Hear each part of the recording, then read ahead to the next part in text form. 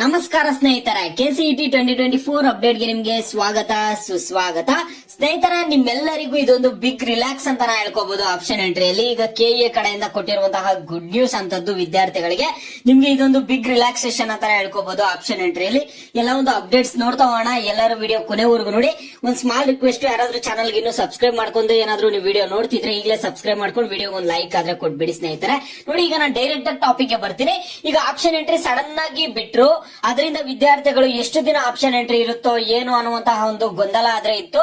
ಯಾವಾಗ ರಿಸಲ್ಟ್ ಬಿಡ್ತಾರೆ, option entry ಮೊದಲೇ ಏನು ಇಂಟಿಮೇಟ್ ಮಾಡ್ದೇನೆ ಆಪ್ಷನ್ ಎಂಟ್ರಿ ಸ್ಟಾರ್ಟ್ ಮಾಡ್ಬಿಟ್ಟಿದ್ದಾರೆ ಅಂತ ವಿದ್ಯಾರ್ಥಿಗಳಲ್ಲಿ ಒಂದು ಗೊಂದಲ ಆದ್ರೆ ಇತ್ತು. ಈಗ ಇವೆಲ್ಲದಕ್ಕೂ ಒಂದು ಬಿಗ್ ರಿಲ್ಯಾಕ್ಸ್ ಆದ್ರೆ ಕೊಟ್ಟಿದ್ದಾರೆ. ಈಗ ಏನ್ ಮಾಡಿದ್ದಾರೆ ಅಂದ್ರೆ, ನಿಮ್ಗೆ 7 ದಿನ ಟೈಮ್ ಆದ್ರೆ ಕೊಟ್ಟಿದ್ದಾರೆ ಸ್ನೇಹಿತರೆ ಆಪ್ಷನ್ ಎಂಟ್ರಿ ಮಾಡೋದಕ್ಕೆ. ಈಗ ಲಾಸ್ಟ್ ಇಯರ್ ಎಲ್ಲ ಏನಾಗಿತ್ತು ಅಂದ್ರೆ ಬರೀ 3 ರಿಂದ 4 ದಿನ ಟೈಮ್ ಇರ್ತಿತ್ತು. ಈಗ ನಿಮ್ಗೆ ಸಡನ್ ಆಗಿ ಒಂದು ಶಾಕ್ ಕೊಟ್ಟಿರುವಂತಹ ಕಾರಣದಿಂದ ಇದೊಂದು ಬಿಗ್ ರಿಲ್ಯಾಕ್ಸೇಷನ್ ವಿದ್ಯಾರ್ಥಿಗಳಿಗೆ. ನಿಮ್ಗೆ 7 ದಿನ ಟೈಮ್ ಇರುತ್ತೆ. ನಿಮ್ಗೆ ಇಷ್ಟ ಬಂದಂಗೆ ಆಪ್ಷನ್ ಎಂಟ್ರಿ ಮಾಡ್ಕೋಬಹುದು. 7 ದಿನ ಟೈಮ್ ಇದೆ. ಆರಾಮಾಗಿ ಕೂತ್ಕೊಂಡು ಟಾಪ್ ಕಾಲೇಜಸ್ ಎಲ್ಲ ಆಡ್ ಮಾಡ್ಕೊಂಡು ಈಸಿಯಾಗಿ ಆಪ್ಷನ್ ಎಂಟ್ರಿ ಮಾಡ್ಕೋಬಹುದು.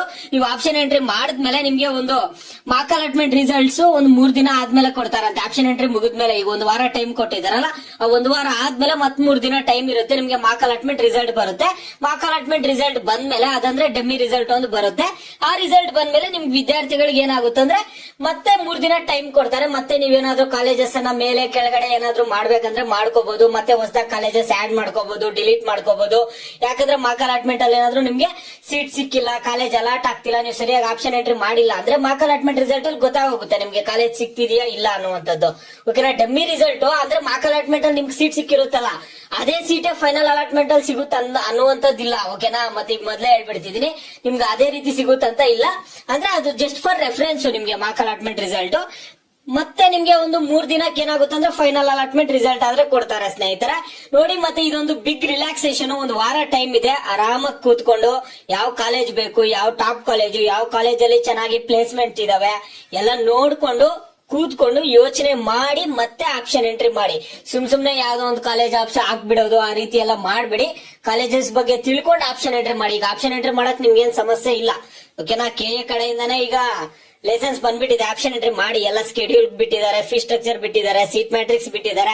ಎಲ್ಲ ಪ್ರೋಸೆಸ್ ಎಲ್ಲ ಮುಗ್ದಿದೆ. ಏನ್ ಮಾಡಿದ್ರೆ ಅಂದ್ರೆ ರಿವರ್ಸ್ ಆಗಿ ಮಾಡಿದ್ದಾರೆ ಅಷ್ಟೇ. ಮೊದಲು ಅವೆಲ್ಲ ಬಿಟ್ಟು ಆಪ್ಷನ್ ಎಂಟ್ರಿ ಸ್ಟಾರ್ಟ್ ಮಾಡ್ಬೇಕಿತ್ತು. ಮೊದಲು ಆಪ್ಷನ್ ಎಂಟ್ರಿ ಸ್ಟಾರ್ಟ್ ಮಾಡಿ ಮತ್ತೆ ಇವೆಲ್ಲ ಮಾಡಿದ್ದಾರೆ ಪ್ರೋಸೆಸ್. ಇರ್ಲಿ, ಓಕೆ, ಎಲ್ಲ ಒಳ್ಳೇದಕ್ಕೆನ.